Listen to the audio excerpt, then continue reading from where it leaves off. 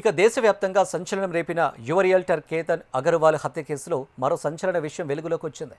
ఈ కేసులో హత్యారోపణలు ఎదుర్కొంటున్న నిందితురాలు సియా గోయల్, ఆమె ప్రియుడు చేతన్ చౌదరి 4 నెలల కిందటే రహస్యంగా వివాహం చేసుకున్నట్లు కూడా పోలీసు విచారణలో వెల్లడవడం విస్మయం రేపింది.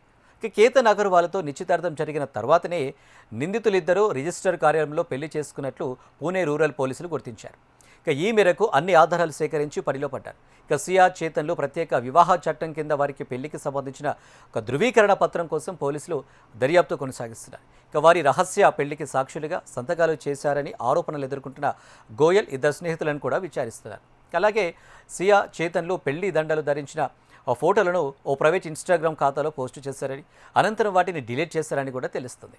ఇక ఆ ఫోటోలను తిరిగి రికవరీ చేసేందుకు పోలీసులు ఫోరెన్సిక్ బృందాలు ప్రయత్నిస్తున్నాయి. ఇక దాదాపుగా 600 కోట్ల రూపాయలకు వారసుడైన యువ రియల్టర్ కేతన్ అగర్వాల్కు, సియా గోయల్కు పెళ్లి చేయాలని ఈ ఏడాది ఫిబ్రవరిలో ఇరు కుటుంబాలు పెద్దలు నిర్ణయించి నిశ్చితార్థం చేశారు.